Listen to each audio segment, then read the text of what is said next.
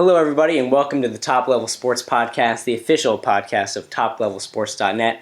I'm your host, Connor, and today I'm going to be talking some football with one of my good friends, a guy so committed to his favorite team, it's also his last name, Michael Lyon. What's up, Michael? Hey, Connor. Happy to be here. All right. Right before we get into things, just to give you guys a brief outline of the show today, we're going to start out by talking about the playoff picture and some of the wild card races in both the NFC and the AFC. Move over to the MVP conversation. It's wide open this year. And then we're going to wrap up the show by giving our picks for Week 15 of the NFL season. All right, let's get right into it. We're going to start out with the NFC. Right now, I think pretty obvious Seattle's going to come out of the NFC West.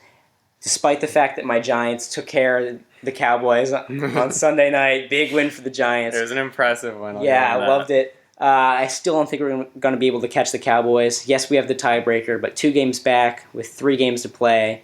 I think Cowboys probably get at least 2 wins. Maybe they get the sweep. Who knows? I think they'll get your Lions. They have a good shot against my Lions. Definitely beat the Eagles Week 17. Yeah. Tampa Bay is honestly the biggest test. 5-game win streak. Tampa Bay is going to be difficult. But I think the Giants also have a tough schedule down the stretch, so I think we're going to give the Cowboys the NFC East. I think it's pretty certain at this point. But that leaves us with 2 divisions with really close races. We're going to start out with your team, the Detroit Lions, in the NFC North. They have a 9-4 record. They have a 2-game lead on both the Vikings and the Packers, but they have a really hard schedule down the stretch, and Green Bay, especially if the Green Bay beats the Lions on Week 17, I think they can catch them. You think the Lions hold on? They're rolling. In my opinion, the Lions have the hardest schedule left. The Cowboys, Giants, Packers. That's tough. And the Packers are rolling. They've won, 3 in a row now. They have Chicago and Minnesota, Green Bay does, in the next 2 weeks. And those are honestly gimme games. If the Detroit loses just one of the next 2 games, they're right there next to each other, and it's going to come down to Week 17. Yeah, I think it really will. It's funny. Again, it's like it's a deceptive 2-game lead because you think, oh man, the Lions probably have this wrapped up by now. But just the schedule. At the Giants, loss. We'll get to that. We're going to talk about that one a little bit later. At the Cowboys, you get the bang. That's the 2 best records in the NFC besides the Lions, both on the road, and then the Packers, who might be the hottest team in the NFL right now. It's going to be really tough for them. Any chance Minnesota gets in the conversation? Absolutely not. They've blown it. They started off 5-0. Now they're 2-6 in their last 8 games. Yeah. It's honestly embarrassing. No offense. Bradford is not what they hoped he would be. Their offense can't hold on. I kind of love how they started 5-0 and everyone was saying, "Oh, this is the trade of the century. What a great move!" Teddy Bridgewater goes down, and they sign Sam Bradford, and Adrian Peterson goes down, and they're still 5-0, and they have the best defense ever. And now it's like, really? Teddy Bridgewater's going to be the starter next year, and you gave up a first-round pick. And the miraculous recovery turned out to be a bust, and I don't even know if they can beat the Bears Week 17. That's rough. I think they have chances against the Colts in 15 and the Bears in 17, but 9 wins is definitely not going to win the division. The Lions already got 9. Yeah. They'd have to run the table, and especially the game against Green Bay. Green Bay has got a pretty good chance of running the table, I'd say. Yeah. The Lions game, maybe you call it a toss-up, but the other 2 games, you got to think Green Bay's got at least a 30-40% chance of running the table. And if they do, and if they finish at 10-6, they're going to end up with the division. Yeah. The Lions have a 2-game lead, but there's also a division tied in the NFC. That's the NFC South. We have the Falcons, who are 8-5, currently holding on to the 4 seed because they have the tiebreaker over the Bucs. The Bucs are also 8-5. It's kind of an interesting dynamic. The Falcons started off this year a super hot team, just like they did last year. Everyone's saying they have the best offense in football. They probably do. They've dropped 40 points in 4 games this season, including 42 on the Rams defense that we thought was good until the last few weeks, and nothing good's happening with the Rams. But then the Bucs, started the year off a little bit slow, and all of a sudden 5 straight wins, and they're in a wild card spot, and they're tied for the division. Can the Bucs make the playoffs? Can they win the division? What are we thinking about for the Bucs? I think they make the playoffs and they win the division. If they beat the Cowboys, which honestly they have a really good shot to do, I think they win out, and I think they're the 3 or the 4 seed in the NFC. They're on fire, firing on all cylinders. Offense is really good. Receiving core, one of the best in the league with Mike Evans leading the way. Jameis Winston has been impressive. I like Tampa Bay. I think this one is really interesting because, you look at the Falcons' remaining schedule. The Falcons' remaining schedule is a cakewalk. Mm-hmm. I mean, they got the 49ers, who, I mean, they're up 14-0 against the, coming into the game, 3-9 Jets, like 3 minutes into the game, and they end up losing. Mm-hmm. They're at home against a 3-9 team. And I'm not giving the 49ers any credit. I think the Falcons won that game. It's sad.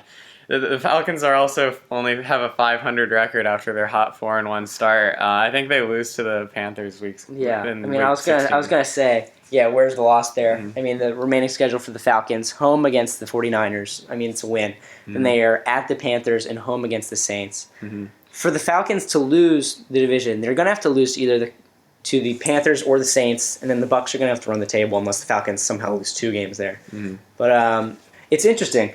I think the Panthers, if any team, is going to give them some trouble. I think the Saints maybe earlier in the year, but then Drew Brees is just, 0 touchdowns, 6 picks the last 2 weeks. The Saints defense, Saints defense was never there to begin with, but the Saints offense has disappeared. I still think the Falcons are going to win this division. I think both teams make the playoffs. I don't see Washington is in the discussion, obviously, as is Green Bay. But I think Washington loses at least one of their next few games, and it kicks them out. I think the 6 teams that are in the playoffs right now, I think those are going to be the 6. Mm-hmm.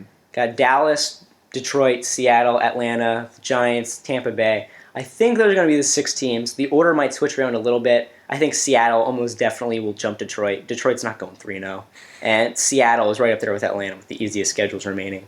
They got to play their whole division, the NFC South, where the second-place team, Arizona, is 5-7-1. It's horrible. It's pretty bad. Yeah. I mean, I think they get 3 wins. Yeah. Although, who knows? I mean, they've been bad. 2 games recently, really laid an egg against the Bucs, laid an egg against the Packers. Who knows? But the wild card could be really interesting. We have 4 teams really fighting for these 2 spots. We have the Giants, the Bucs, the Redskins, the Packers. The Packers are currently in last place of all those teams. I mean, again, they have a really good chance of running the table. However, I think more likely than not, I think they will stumble in one of these games. I'm looking at Minnesota. It's a home game. People are, all this trash about Minnesota, and it's true. They've been pretty bad, especially on offense. But you look at their defense, it's still a strong defense. I know they were at home, but they gave the Cowboys a lot of trouble 2 weeks ago, and then that game on the road against Detroit, I think they will lose one of those 2. They're definitely going to have to run the table to make the playoffs. I don't think they will, but then the remaining 3 teams, I think it's going to be really close, because I am so happy the Giants beat the Cowboys, because a lot of people were saying, oh, it doesn't really matter, the Giants are going to hold on to the 5 seed either way. You look at the Giants' remaining schedule, yeah, we get a game on the road against the Eagles. First of all, any game in the NFC East, any rivalry game against the Eagles, especially on the road, it's going to be difficult.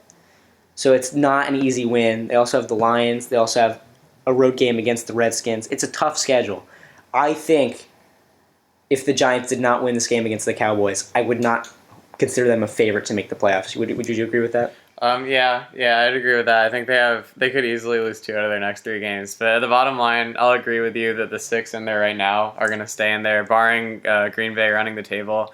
But I got to give them the loss to Detroit. I'm a Lions fan, but talk about clutch. At the end of the 4th quarter, was it like 7 comeback wins this year for the Lions? In all of their wins except for 1, so that's 8 wins, they have trailed at some point in the 4th quarter. Yeah, and against the Green Bay Packers, who they've been firing recently, but at 7-6, led by Aaron Rodgers, they've been hard to trust this year. Part of it's due to injuries, but at the end of the day, they still have Eddie Lacy's out for the year. Yeah, it's going to be tough, and I think at the end of the game, Detroit's going to be the one coming out on top. I think the Giants now have a really good shot at making the playoffs. I mean, especially winning 2 out of the last 3 games. Again, the Lions, the Eagles, and the Redskins will definitely get them in. I think with 1, they have a good chance. Yeah. It's not a done deal by any means, but I think they have a really good chance.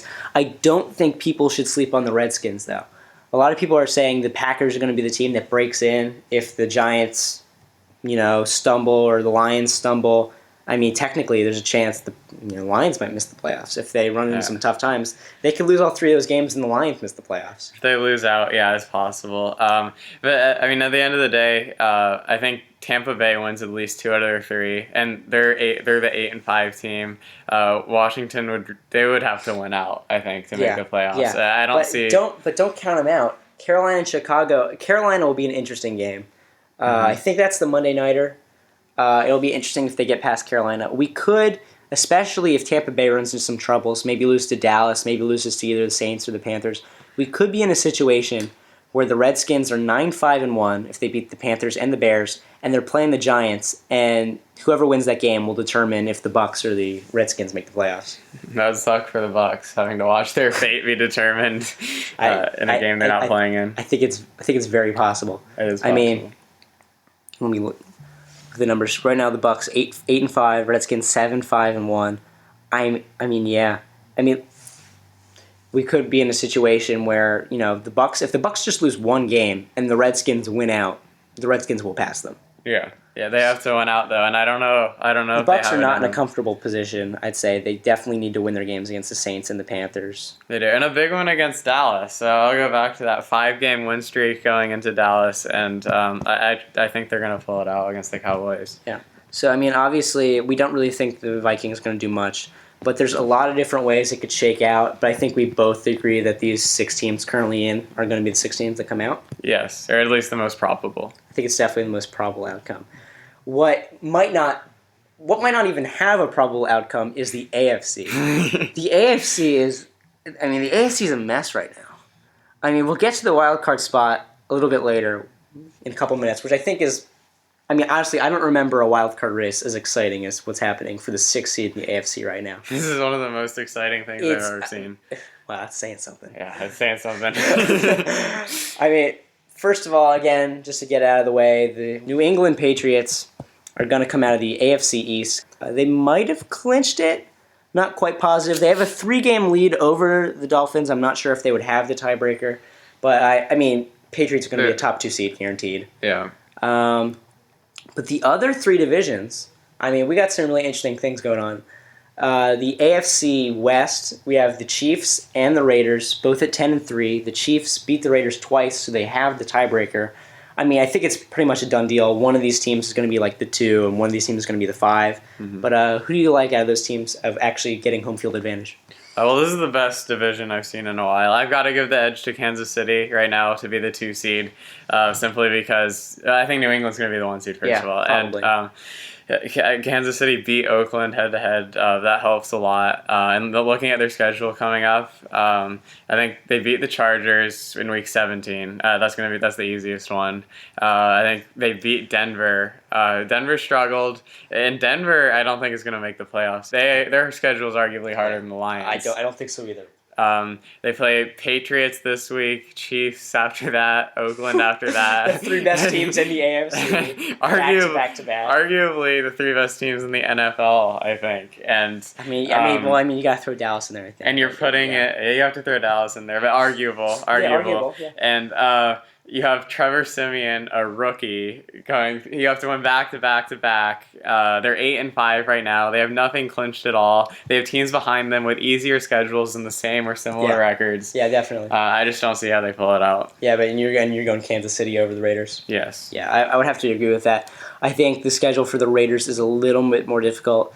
You know, they're on the road in Denver instead of, the Chiefs are home against Denver. They're both on the road against the Chargers. And Kansas City home against Tennessee. Kansas City has an incredible home field environment. The Raiders do too, but Kansas City, it gets loud in Arrowhead. And the Chiefs are an almost unstoppable team at home. I got to give them the edge. The AFC North at this point, I think the Steelers, on fire the last few weeks. Doesn't say much. They beat the Browns 3 weeks ago. But the last 2 weeks, a big win over the Giants, a nice win over the Bills. I think they definitely got to be the favorite there with a 1-game lead over Baltimore. They can seal the deal if they beat the Ravens at home in Week 16. But even their other games, Cincinnati and Cleveland, they get the whole division. I think Pittsburgh's a pretty safe bet to be the 3 seed. Yeah, you got to give it to their high-powered offense. They've been below expectations. Their offense had sky-high expectations coming into the year. I think they've fallen below that a little bit, but regardless, it's better than the Baltimore offense. Joe Flacco hasn't really been impressive since they made the Super Bowl. They have no running game. Yeah, running game isn't there at all. Defenses are arguably comparable, but at the end of the day, Pittsburgh has an easier schedule, I think, and they're gonna take the division. Yeah. And then the AFC South is, I mean, it's probably the most interesting division race we've got left. We have 3 teams within a game of each other. The Colts have really played themselves into a corner. I think at this point we can pretty much consider the Colts out of the mix. Yeah. They're a game back. They're 6-7. Both the Texans and the Titans are 7-6, but they have lost the tiebreaker against the Texans, which is going to be huge considering the Texans have a pretty favorable schedule remaining. And then road games against the Vikings, which I think they probably will drop to the Vikings. We'll see my official pick later. Yeah. But hint, I think they're going to drop it to the Vikings. And at Oakland, which I don't think they're going to win. Jacksonville, I mean, yeah, they pick up a win there. But, I mean, they're going to have to finish at least 2 games better than the Texans over these last 3 games. It's just not going to happen. But if you look at the Texans and the Titans, they still have 1 game against each other. Texans currently hold the tiebreaker, but they're both 7-6. Houston's offense has had tons of question marks all season, and right now the Titans, I mean, they look really good beating the Broncos. I mean, what do you think here? Huge. Tennessee is huge, and what a huge game it's going to be. Week 17, Titans versus Texans. I love Tennessee right now. Marcus Mariota is looking excellent. Delaney Walker is, I think, arguably one of the best, at least one of the best tight ends, if not the best in the league right now. He's leading them in receiving. It's impressive. Their defense is showing up week in and week out. I think they have a good shot against the Chiefs, but after that, I think they dominate the Jaguars, obviously, and then I don't see them losing to the Texans. The Texans have no offense going against Tennessee Titans defense, which is good. It showed up. It held the Broncos in check last week. An impressive win for the Titans. It really pushed them over the hump. They hadn't been able to get over 500 all season, but now not just a win, but a win against the Broncos, a good team in the playoff picture right now. That was good for their morale. It was good for their record. I think they win at least 2 out of 3. I do not think the Texans win 2 out of 3. I think they lose to the Bengals and the Titans, and Titans get that division. Yeah. You're a bit of a Texans hater this year. A little bit. It's interesting. For me, what this comes down to is, and honestly, it's going to come down to tiebreakers. I believe both of these teams will finish 9-7. I believe the Texans beat the Jaguars and the Bengals, and then they lose to the Titans. I think the Titans will lose to the Chiefs, and then they will beat the Jaguars and the Texans. Texans game is at home for Tennessee. That's very important. They're both 9-7. It would be division record, so would it go to the Texans? Yeah. Yeah, after the head-to-head, it goes to the division. Mm-hmm. So, in this spot, I think the Texans end up taking it with 9-7. For your plan to work out here, they got to lose to the Bengals. I mean, yes. That's the biggest game. Yeah. Either or. Either Tennessee beats the Chiefs or Houston beats. And this is assuming that Tennessee is able to hold on at home Week 17. Yeah. Which I think we can agree on. But for now. All right, so either or Tennessee beats Kansas City on the road or Houston loses to Cincinnati at home. I think both of those things could happen, but I'd be more confident that the Bengals beat the Texans. I think that's definitely true, but overall, I think Houston. Again, they're both going to finish 9-7. And I think the edge will go to Houston in that tiebreaker. Division's out of the way. I mean, we can pretty much agree. Whoever doesn't finish on top of the AFC West, the Chiefs or the Raiders, is going to get the 5th seed. Yeah. That leaves us with the 6th seed, where I think. I mean, there's maybe even 5 teams with a claim that they could possibly get this 6th seed. I think it's going to be a crawl to the finish line. I think it's ridiculous. We have 2 teams with 8 wins, but somehow I think 9 wins might be enough to get the job done. I'll explain this. I think so too. No, it's hilarious, actually. The Broncos are currently the 6th seed, but they got to play the Patriots. They got to play the Chiefs. They got to play the Raiders. I think they win no more games. I think they lose out as well. Which is pretty crazy because that means the last 2 undefeated teams, the Vikings and the Broncos, will both miss the playoffs. Yeah. And it's interesting. Denver has no running game. Their defense is good. They've always been good. They've been good for years now. But rookie QB, no running game. It's not enough to beat either any of the rest of their games. Yeah. Then the team that's immediately on their tail is the Dolphins. They're tied at 8-5. The Dolphins have it's a pretty average schedule. They're at the Jets, which you think is probably a win. They're at Buffalo, which is interesting. Home against the Patriots. Under normal circumstances, I would consider the Dolphins the favorite to make a wild card spot. The problem here is Ryan Tannehill. He goes down with an ACL injury in their last game. He's going to be out for the season. Now Matt Moore becomes the starting quarterback for the Dolphins. I still think they get the job done against the Jets, but I think the Bills and the Patriots are losses. I think the Dolphins, at least they get past Denver. I think they finish with 9-7, and then we see what happens. Yeah, I give them a loss at Buffalo too. A division game on the road. The Bills have shown some promise this year, and they're going to want to prove themselves against the Dolphins. The Bills are going to want to keep the Dolphins out of the playoffs. Division rivalry there is going to be tense, and it's in Buffalo. I think they lose that, and then they easily lose to New England at the end of the year. And a lot of people are kind of like haters on Matt Moore, I think. A lot of people are like, oh, Matt Moore's the starter. I think the Dolphins are done. Like, they're not going to win any more games. I think they will pull out the road game against the Jets. But hear me out here.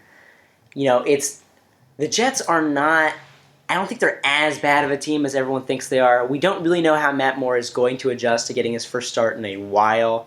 It's on the road, a division game. That's always a combination where, there's never a clear favorite. I mean, the teams know each other so well. Todd Bowles is such a great defensive-minded coach, especially with, the problems. I mean, they're going to run Jay Ajayi like 4 billion times. I mean, Jay Ajayi is going to have to carry the Dolphins. But I think the Jets might be able to cook something up, a good come-from-behind win against the Niners. Even though it's the Niners, it should give Bryce Petty some momentum. And I don't think we can call this one an easy win, but I do think they'll get it. Then we get to Baltimore. Baltimore, really interesting. I think we both agree they drop the game on the road against Pittsburgh, but that leaves them with 2 games, the Eagles, and then on the road against the Bengals. They need to win both of these games to have any shot. You think they can do it? I think they have a shot. I think they beat the Eagles. I'll give them that one. The Eagles have completely fallen off a cliff after a 3-game win streak to start the season. I mean, they were all right against the Redskins, but overall, man, it's just been going down. They got some of their key pieces back. They got the Matthews back, got Ryan Matthews back, they got Jordan Matthews back. Wentz looked a little better. Wentz has played bad, though. He's been bad. He has the last 8 games, he has a 8-12 touchdown to interception ratio. Yeah, it's just good stuff. I don't see. He's only throwing a little over 1 touchdown per game. I don't see how they do it.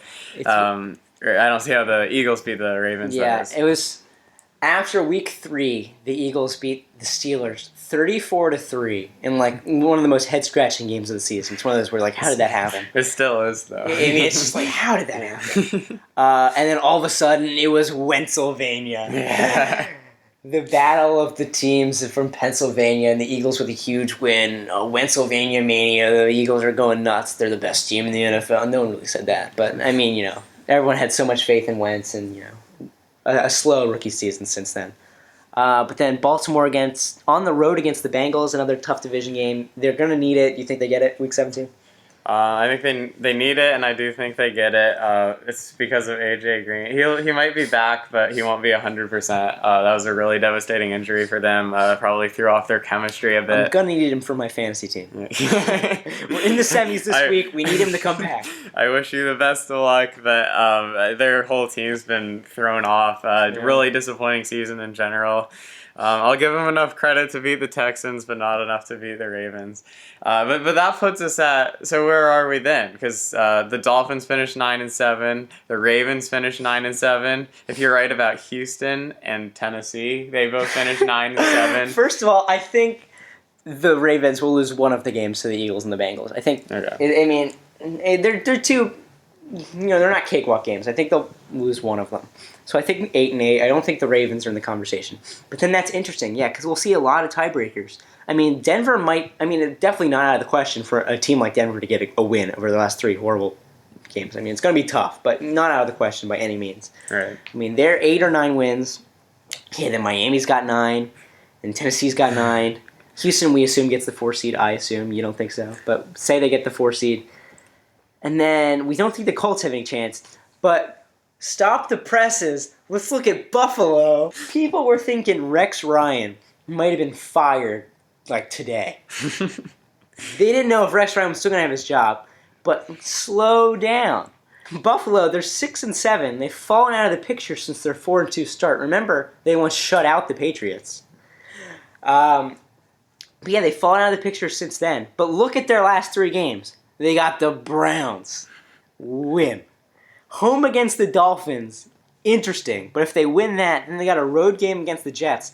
Not out of the question at all for the Buffalo to also have 9 wins. I think Buffalo runs the table. I gave them the game against Miami earlier. I'm sticking to it.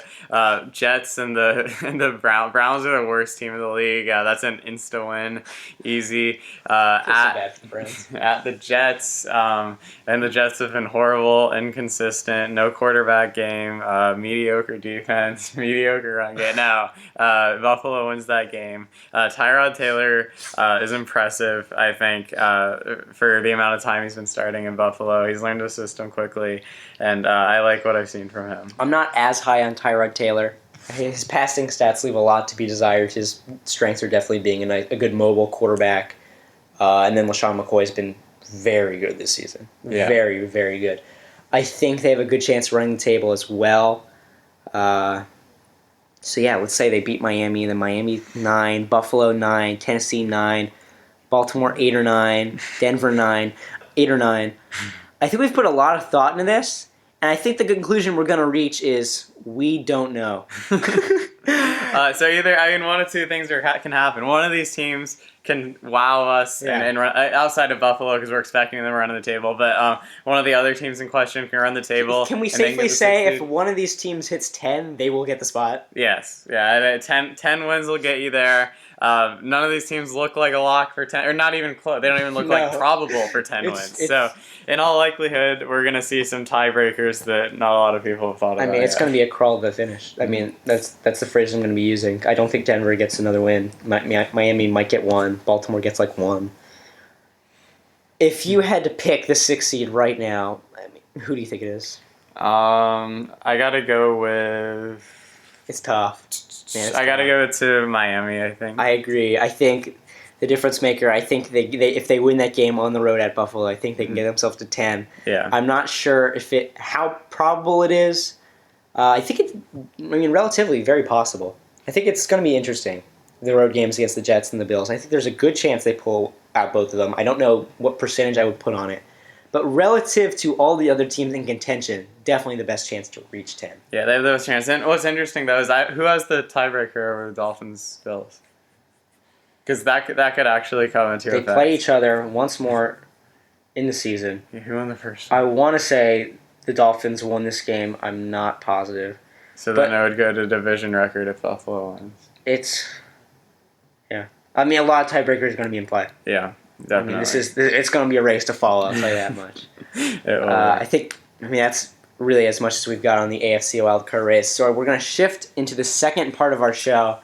We're going to talk about the MVP race. It's crazy. A lot of stuff in the NFL has been crazy this year. MVP race is definitely one of them because there's no standout pick. Yeah. There are 3 weeks left, and honestly, I don't think there's 8 guys in contention. But I think if you asked me to, I could make the case for 8 different guys to win the MVP. And I think that's something ridiculous. Absolutely. Usually there's a runaway candidate. Adrian Peterson rushes for 2,000 yards, or Peyton Manning throws for 5,000 yards and 55 touchdowns. By the way, Peyton Manning's 2013 season, I will go on record in saying, is the best year for a quarterback ever. Mm-hmm. Usually we have maybe not a ridiculous season like those, but at least a standout, and we have no standouts. So with 3 weeks left in the season and a whole bunch of names still in contention, I mean, who would you say has the best chance, or the top, 2 or 3 guys with the best chance of winning at this point?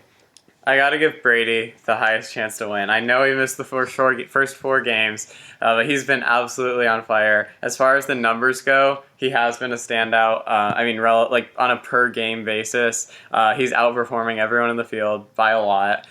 He's leading the best team in the NFL right now. The Patriots, Super Bowl favorites.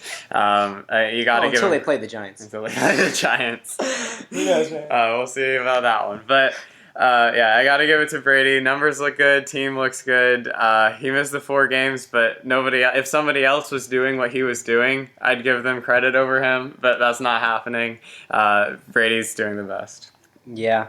I'm going to argue that in a second. But just as of guys still in the conversation, I mean, Tom Brady's obviously in the conversation. I think Dak and Zeke, super rookies for the Cowboys, I think they're both in consideration, although I'll have something to say about that also in a minute. I think Derek Carr, Matt Stafford, also guys definitely in the conversation. I think those are like the main 5 guys that people are talking about. I think these guys are doing the best in some of the polling. And would you agree that those are like the 5 names on like the bottom list right now? I do. Matt Ryan arguably in there, but he kind of fell off after the Falcons are 4-4 after their hot start. All right, so those are the main names we're looking at, the top 5 as of now. You think it's going to be Tom Brady. I've got a problem with that. You mentioned it. He missed the first 4 games of the season. I mean, if Tom Brady had played every single game, I don't think they lose the game against the Bills earlier on. I mean, his numbers are going to be a lot better than anyone else's. I think you would have to give him the MVP. He missed 4 games. It's 4 games, quarter of the season. It's the most valuable player. But how can you provide value to your team if you're not on the field for 4 games? Well, here's the thing, Connor. And even though he's missed 4 games, he's putting up the same numbers as everybody else in the conversation. He has the same number of touchdowns as Matthew Stafford. He has more than Dak Prescott. His passing yards are up there. Passer rating's the best in the NFL. 2 interceptions on the season. I don't see how you don't give it to him. If somebody else had played the full 16, or was going to play the full 16 games, and they were putting up Brady numbers, and they were leading a team as successful as the Patriots, I would give them consideration, but that's just not the case this year. So I agree with you. Like, Tom Brady has played better than any player in the NFL this season. I want to move to Dak and Zeke because I don't think these guys really deserve to be in the conversation, and that might be controversial. But the main problem with me giving the award to either Dak or Zeke is the fact that they're both on the Cowboys. You're talking about most valuable player. If we can't even determine which one of them is the most valuable player on their own team, how are we going to say one of them is the most valuable player in the whole league? I mean, who would you say is the rookie of the year right now? It's a contention. I'd give it to Zeke. But the thing with the Cowboys is they can't even decide if Dak is more valuable than his backup quarterback. That's still a question with Tony Romo. We will talk about this. This is an absurd question. It might arguably an absurd question, but it is one. People are having it. The argument's being made that Tony Romo never would have lost the game against the Giants. They would have put up more than 7 points. It's ridiculous. Yeah. It's ridiculous. But it's there. The argument's there. Dak isn't even. I don't think he's the most valuable player on his team. His case for MVP would be he's only thrown 4 interceptions and he has a 102 QB rating. I'm gonna go back to Tom Brady. Tom Brady is outperforming him in both of those categories. He's destroying him in every other category. So I don't think you can make a case for Dak. Ezekiel Elliott has put up outstanding numbers. He's been very impressive for a rookie running back, but he's running behind the best offensive line in the NFL with a good passing game, with good receivers, with a good defense. I think you could put a lot of running backs in his situation and they put up his numbers. I would say that I think Zeke also deserves to be Rookie of the Year at this point. And I think the Cowboys, they've been fantastic. Dak Prescott and Ezekiel Elliott have done things no other combination of rookies have ever done. Very few people in the NFL right now have even ever done. I mean, they're 11-2. They're the number 1 seed. They've played fantastic. The whole team's fantastic. But again, I don't think they have the differentiating qualities to make one of them the MVP, especially over the other one. I don't think Tom Brady can win the award. I'm going to be writing an article about this probably later this week because I think there's a lot of interesting questions you have to ask for an MVP, and we'll get to some of those in a minute. So for me, then I think the top 2 contenders are Derek Carr and Matthew Stafford. I think they've been very similar. Yeah. They're the comeback kids. Matthew Stafford has won 8 games after trailing in the 4th quarter. Derek Carr set an NFL record for most game-winning touchdown passes in a season. Very similar quarterbacks. I mean, who would you give the edge to if it came down to those 2 guys? They're both clutch, but I'm a Lions fan, but I'd give it to Derek Carr. Trying to be objective here. He's leading a better team. I think the 10-3 record versus the Lions 9-4, and the Lions are going to drop. I think we can agree on that. They're going to lose at least 2 of their next 3. The Raiders will not. The Raiders have been firing on all cylinders, and I think Derek Carr deserves the credit for that. Great improvement compared to last season when he was still there. I give the edge to him over Stafford, but as I said, Brady over all of them. Yeah. I understand your reasoning for picking Tom Brady. I think it's something we're going to have to see how the MVP voters feel about this, because I personally would not consider putting Tom Brady on the list. I mean, he's probably still in the top 5 just because of how incredible he's been, even missing 4 games. But I don't think I could give it to him personally.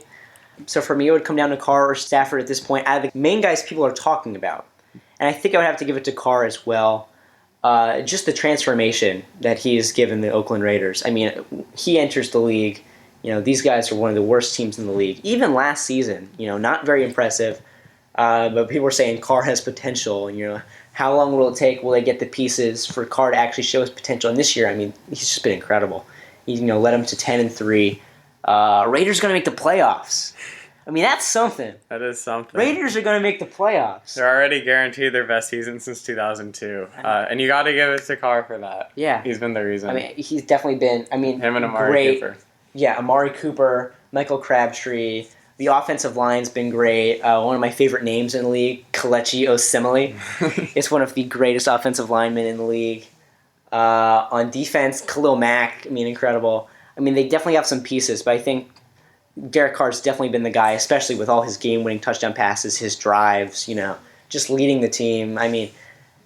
If you want to start an NFL team from scratch with one player in the league right now, you're picking Derek Carr. Yeah, because he's so young and talented. Yeah, I would say Derek Carr is the favorite personally. But here's a question I have to ask you. Does the MVP have to come from a great team? People are, seems like the only guys that get mentioned in the conversation are guys on these best teams in the league. If you had to ask me personally who the best quarterback in the NFL has been this season, I'd probably say Matt Ryan. If you had to ask me, again, I'm excluding Tom Brady. Right. If you had to ask me who the best running back has been in the league this season, you're ready for some controversy. I would say David Johnson.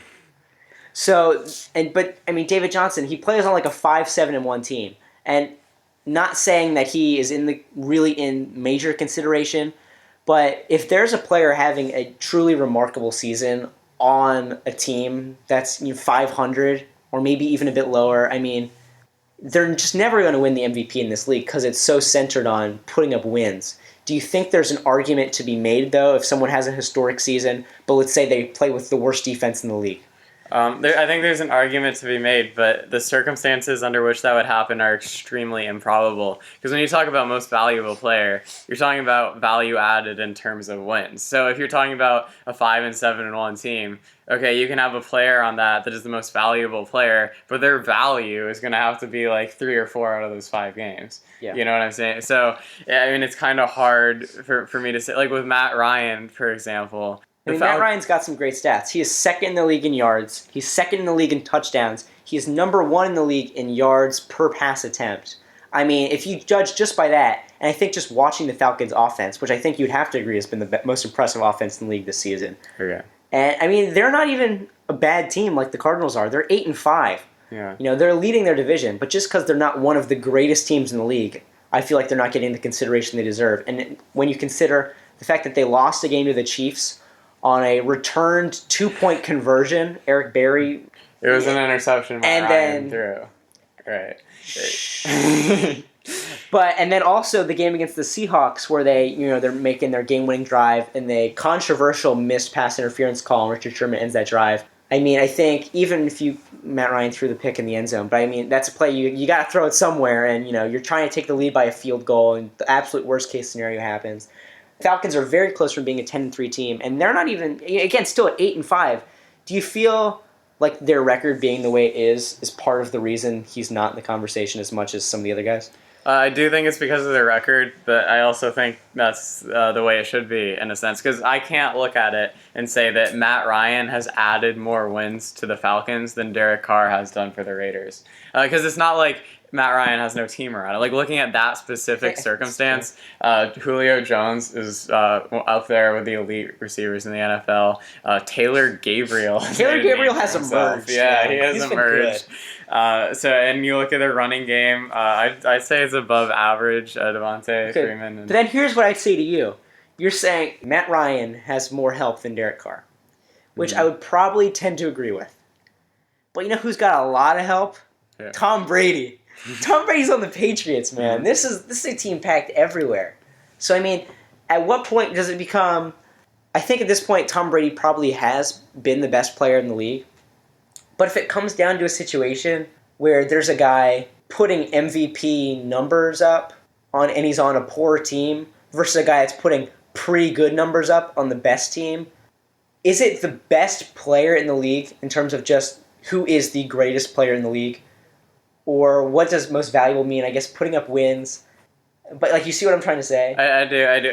The short answer would be that yes, it should be the best player, not the okay or good, above average player on the better team. However, I think it's normal that you see the better player on the better team, and the better record could be used as evidence of that. With Tom Brady in particular, under zero circumstances does a Patriots team led by Tom Brady get shut out by the Bills. When you talk about value added, I think there's a great example of that. So he has a great team around him, but they kind of put up 1 point against the Bills. I think he's added the most value. Just to give like a little more backup to my argument here, I want to cross sports for a second. I want to go to the NBA because you look at James Harden last season. I mean, James Harden, one of the best 5 players in the league. He's in the MVP consideration this year. Last year, he averages 29 points, 6 rebounds, 7.5 assists per game, and he completely misses all the All-NBA teams, which I think most people were shocked, right? Yeah. I mean, how do you say a guy, easily one of the 2 best shooting guards in the league, and he doesn't make one of the All-NBA teams? And the reason is, he was on, I believe, the All-NBA, maybe even the first team, at least the second team, the year prior, and it's because the Rockets were the 2 seed. And then last year, were the Rockets the 8 seed? They're low. Yeah, right. I think they were the 8th seed. And so the team dropped off, and all of a sudden, James Harden put up better numbers across the board. You look at James Harden's numbers from 2014-15 to 2015-16, much better the latter year. But he gets no honors because he was on a poorer team. So, you want to look at that case, and I'll agree with you. I think but that would be one of the unlikely exceptions to the rule. Because James Harden, I do think, last year added more wins to the Rockets than other players did for their teams that made the All-NBA team. So, because if you look at his numbers, the leadership he brings to that team, undisputable that he has a good number of wins. And he deserved to make the team. And right before we move on to our NFL picks, there's one last thing I want to say. Again, really interesting. Because if you want to talk about no player besides Tom Brady is really having a standout year, you're saying Carr's having a really good year, Stafford's having a really good year, Zeke's having a really good year, but there's no real standout, I think you also have to add into the conversation, again, only a 7-16, but Aaron Rodgers. He leads the league in touchdowns. People were saying all these things about how bad Aaron Rodgers was playing, how bad the Packers offense was. They dropped 4 games in a row, whatever. They've been the best team in the league the last 3 weeks. Again, he leads the league in touchdowns. Up there now in terms of passer rating and yards, and he's still playing. Recently, he's definitely playing like his old MVP self. You look at the Packers' offense. Their defense has been horrible. Their secondary, they're hardly even there some games. And then the offense, they've had no running back for a lot of the season. Yeah. Ty Montgomery's the running back. Some of the guys he's throwing to these days, Jeff Janis, Geronimo Allison. He's got no one to work with, and he's still putting up crazy numbers. So I think this might be almost an even extreme case of a guy that just has no one with him. He's still got Jordy. Yeah. But besides Jordy and Randall Cobb, there's really no one on that team, and he's leading them. You got to give him credit for working with what he has to work with. But with him, I think the thing that keeps him out is the consistency hasn't been there. Yeah. I think we're going to move on to our NFL picks now. It's going to be our last segment of the show. So let's get into it. Before we start, though, I just want to mention my record on the season. I'm pretty proud of it. Not going to lie. 133-73. That's good for the 97th percentile nationally, according to Yahoo. This week, all 16 games, all 32 teams are playing. We got a Saturday game. That's interesting. Didn't even realize that. Saturday game. It's going to be crazy. Huge week. Tons of playoff teams. Let's try to get through this pretty quickly. Rams first. Thursday Night Football, Rams at the Seahawks. Seahawks are going to win this game. Seattle, no-brainer. All right, let's move on. Dolphins on the road against the Jets on Saturday. Saturday football. I like Saturday. I also like the Dolphins. I think it'd be an interesting game. I think it could be close. I like the Dolphins to win this game. And just throwing this out there, Christmas occurs on Sunday this year. So for week 16, most of the games will take place on Saturday. Packers at the Bears. Packers. Packers. All right. Browns at the Bills.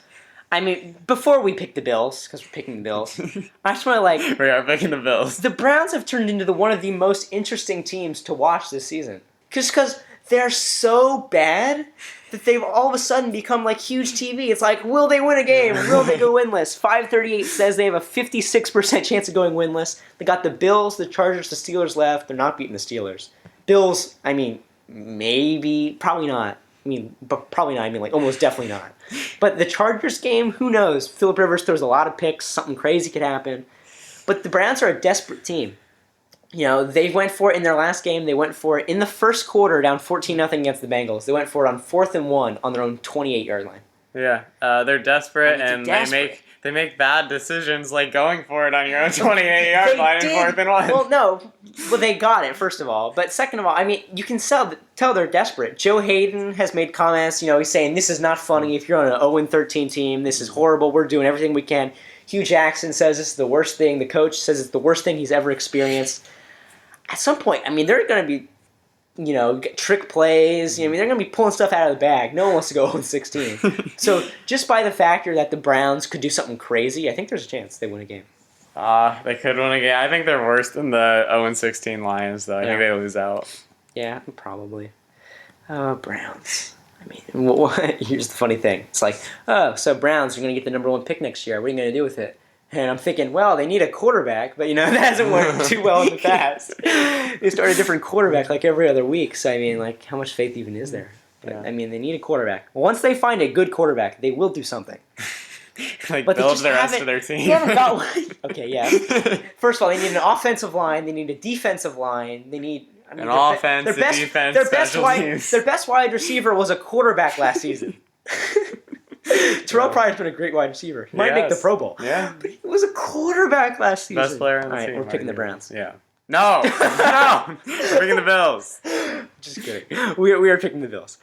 Eagles at the Ravens. Interesting game, but I think the Ravens will take this game. Yeah, the Ravens take a game. I think it'll be closer than people think. I think the Ravens take the game. Titans at the Chiefs. This is a huge one.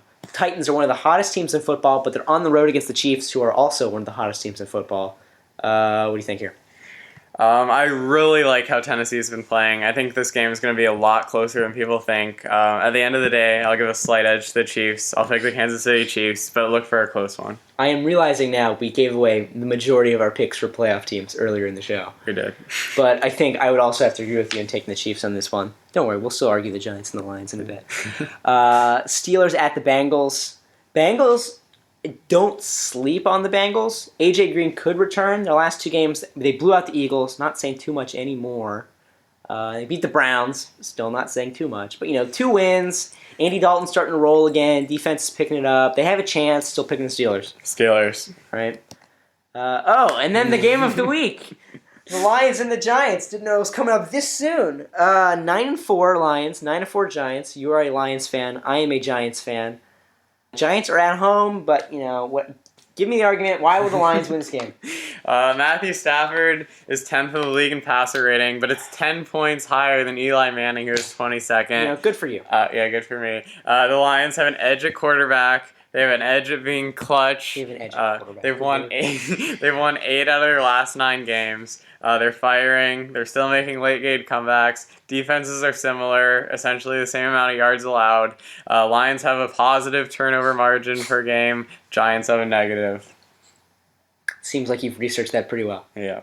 I got to Okay, go you know what? Lions. Can you agree with me on something? The Lions and the Giants are very even teams. I'll give them that. They're both Same teams record. with a lot of wins, and maybe not all of them are deserved. You look at their point A lot of close differentials. ones. Point differentials not the best. They've both played. I think both teams, 8 of their 9 wins have come through 1-score games. I think the Lions. Don't remember who the Lions came against. The Giants one was against the Browns, though. I mean, look, they're both good at winning close games. You say Eli has passer rating low, whatever. Eli Manning takes chances, and I think what people look at is they look at Eli Manning's interception numbers and they say this guy is not a good quarterback. This year, not gonna lie, has not been one of his best seasons. The offense has definitely struggled. He's been average, but you look at Eli Manning. A lot of his interceptions come, end of halves. He's throwing deep balls, trying to make things happen. He sees a guy, 30 yards down the field. He is willing to take chances. And what I think a lot of quarterbacks do is they almost play too safe. What they do, they throw the ball away a lot instead of, throwing a risky pass, or, they're afraid to chuck it deep. They always go to these safe, small routes, which Eli definitely does at times. Eli is great at, finding these tight ends, these running backs in the flats, especially when he's facing pressure. He does not get sacked at all, hardly. But I think he's someone that wants to make things happen. I think he steps up in the biggest games. The Giants' defense, talk about the defense. 10-7 went against the Cowboys, and everyone's saying, oh man, Eli Manning, bad game. Cowboys came in that game averaging like 28 points a game. They're shutting guys down. They made all these huge signings. Olivier Vernon, beast. Janoris Jenkins, beast. Landon Collins, all-pro, Pro Bowler. Their defense is going to have a ton of Pro Bowlers. They showed up against the Cowboys. I think that said more about the Cowboys' offense than the Giants' Giants' defense. You could give them credit for the game, but definitely a top 10, maybe a top 5 defense in the league. They're getting better as the year goes on. They're scary. The Giants are 6-1 at home this season. I like the Giants. You're going to take the Lions. I take the Lions. Yeah, well, we'll see. All right, moving on. We're not going to convince each other on this one. Colts at the Vikings. This is an elimination game. Right. I'm going Vikings. I'll take the Colts. Okay. Neither of us think that either of these teams are going to make the playoffs. They both want to fight to be in it. I give Andrew Luck credit for caring. Yeah. I'll pick the Colts. Andrew Luck, he's my fantasy quarterback. I should not be going against him this week.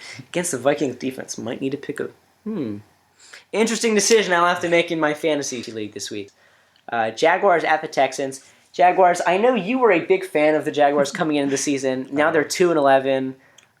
What's went wrong? Blake Bortles has been arguably the biggest disappointment in the league. 77.9 passer rating, second most picks in the league. That was not the step up they wanted him to take. He had a respectable season last year. People thought, okay, maybe he's on the upward trend. Obviously not. They've flopped this year. They might want to get rid of him after next year and restart again. Jaguars are a mess. Receivers have disappointed relative to last year. Texans defense is okay. Offense is horrible. I don't like the Texans, but I like them to win this game. The Texans are a team, you look at the Texans, and you just say, how on earth does this team have 7 wins? You look at their point differential in the season, it's horrible. They're way in the red. Mm-hmm. And they find a way. Brock Osweiler, whoop-de-doo. He's horrible. Offense leaves a lot to be desired. Somehow, big play here and there. Defense steps up. They're winning games. They're in a division that's not too good, to say the least. Yeah, they're going to win this game. They get to 8-6. We'll see what they do the last 2 weeks. Saints at Cardinals. Interesting game. Both teams having bad seasons. Carson Palmer, Drew Brees, veteran quarterbacks who have struggled. Saints are 5-8 at the Cardinals, 5-7-1. I think this game is pretty much a toss-up. Who do you give the edge to? I give the edge to Cardinals because of their defense. They lead the league in terms of having allowed the fewest yards this season. New Orleans is 24th, which is shocking. Yards allowed. How is a team leading the league in yards allowed and they're 5-7-1 with David Johnson? They do it. David Johnson deserves credit. What's Carson Palmer doing? Carson Palmer is old. He's on downward spiral. Their offense has been worse than they would have liked it to be. 5-7. I gotta give them the edge against the Saints, though. Saints have had their fair share of struggles. 18th in rush yards versus the Cardinals, who have David Johnson. They're 11th. I'm gonna take the Cardinals too. David Johnson, over 100 scrimmage yards in every single game this season. First person to start the season off with 13 straight games with over 100 scrimmage yards since Edgerrin James in 2003. Fact of the matter is, dude's just having an incredible season. The Saints are not going to be able to stop him. Yeah, Cardinals. Because the Saints' saving grace has always been the offense. The offense has been horrible recently. And against the best, as far as yards allowed, best defense in the league. It's not going to happen. 49ers at the Falcons. That's funny. Falcons. Yeah. Raiders at the Chargers. Raiders. Yeah, you got to go with the Raiders. Yeah. Patriots at Broncos. You would think this would be a really interesting matchup. And I still think it will be because the Broncos are at home. But, just the way the Broncos have played recently. There's no way I can pick them to win the game. Broncos have disappointed. Going into the season, you would think this would be like matchup of the year almost. Definitely. But no, Patriots have been the better team all season. Even a couple weeks ago, this could have been matchup. Yeah, it could have been. Broncos have struggled though. Trevor Siemian has struggled. A lot of pressure for a rookie quarterback. Patriots. All right. Buccaneers at the Cowboys on Sunday Night Football. I know for a fact this is one where we differ. Why will the Bucs win this game? Because they won't win the game, but you know. They're riding a 5-game win streak into a team that put up 7 points against the Giants. Again, credit to the Giants defense. I will credit the Giants defense a lot. But I mean, in terms of yards allowed, they're a mediocre defense. Rookie quarterback, rookie running back, couldn't get it done. We don't know how they deal with adversity. This could be a sign of it. I know you think it's ridiculous that they would put Romo in. I don't think they will either. However, he has to deal with rumors and talk behind his back about, Romo would have won that game. We don't really know how he's going to deal with something like that because he hasn't had to so far this year. Buccaneers, they have nothing to lose. They're firing on all cylinders. They were pretty much counted out when they were 3-5. Now everything's rolling. Good offense, good defense. They got Doug Martin back. He's running the ball well. I like the Buccaneers to win this game. Well, you're wrong. I'm a Giants fan. I would like the Giants to have the possibility of making the playoffs as a first-round bye. I think they could potentially still get the 2 seed if they could beat the Cowboys. To lose, he said. No, I would like them to lose for the sense of the Giants making the playoffs as a first-round bye and taking the NFC East. I do not think they'll lose the game. They're at home. I think that plays a big part into things. I definitely think their offense is going to have a bounce-back week. Despite being a Giants fan, I'm a little mad. People are, Dak Romo, who they're going to start. Are you kidding me? You kidding me? Dak Prescott won 11 games in a row. I mean, he's lost to one team. He's lost to the best team. Okay, not the best team. But he's lost to a very good Giants team in his first game of his career and a tough game on the road. Besides that, 11 wins. They've been fantastic on offense. I mean, Tony Romo, people are like, Tony Romo would have done better. Tony Romo hasn't played a game in a year. How do you know what Tony Romo is going to look like? Tony Romo could be garbage. He's 36. I mean, his body could be broken. Who knows? You run some injury risk with Romo. Dak Prescott, he's the future. He's led you here. And play the man. We agree you can't bench Dak. I mean, he's been amazing for this team. And if you bench him and you get anything less than a Super Bowl, there's going to be talk about what you could have done with Dak Prescott. So, they can't. Do not. Whenever has a team been 11-2 and people are talking about who should be the quarterback? Yeah. I'm just thinking about they're 11-2. They're the number one team in the NFC. Might be the number one team in the league. And people are like, who should be the starting quarterback? We're moving on. I mean, I understand why you would pick the Buccaneers to win this game. They're hot, history knocking off teams on the road, definitely playing for their lives where the Cowboys have already locked in a spot. But I'm picking the Cowboys. Prescott should win. We disagree on who wins the game. And then last game, Panthers-Redskins. If the Redskins want any shot at the playoffs, they're going to need to win this game at the Panthers. I think the Panthers just make too many mistakes this year, and I think their defense just isn't there, and I'm going to pick the Redskins. I'm going to pick the Panthers in this one. They showed up last week. We haven't seen them show up a lot this year, but they did it last week. The Panthers showed up early, and they were blowing that game out, and then it felt like they kept finding ways to keep the Chargers in the game a little longer. They tried They tried their best to keep the Chargers in the game, but their defense has been bad. They've been a lot worse than last year, to say the least. Yeah. But they looked respectable last week. Their offense has firepower. Cam Newton has proven what he can. He hasn't done it this year, but he's proven what he can do. Yeah. Kelvin Benjamin, they haven't exactly found their chemistry this year, but Kelvin Benjamin's rookie year, they showed a lot of potential. I like the Panthers as far as the long-term future goes. This game against the Redskins, I think they can put it together again. They care. They want to prove to the rest of the league that we might not make the playoffs this year, but our team isn't a bust. We still have the potential to win. They want to put the Redskins back, and I don't trust the Redskins offense yet with Kirk Cousins. I like Kirk Cousins definitely more than you do. I understand. I think this game, I don't think it's going to be easy by any means for the Redskins. Again, for the Giants' playoff hopes, I would like the Redskins to lose. I just don't think they will, but I definitely understand why you could be picking the Panthers in this situation. That's the last game of the week. I think we're similar for the majority of them, as you'd probably expect, but we definitely have some interesting differences. Giants, Lions, Bucks, Cowboys, Panthers, Redskins, a few others in there. A lot of interesting games. It's been a lot of fun today. It's been fun having you on the podcast. Hopefully you'll come back again sometime. That's going to be us signing off. But before we go, remember, for all of my insight and analysis on the world of sports, make sure to check out toplevelsports.net. Don't take it from me, take it from Michael. Toplevelsports.net is the best sports site you will ever see. I go to it every day for quality content. That is a bold statement, and I would have to agree. All right. Thanks for having me, Connor. Fun podcast. All right. Thanks, guys, for watching, and we will be signing off. See you guys.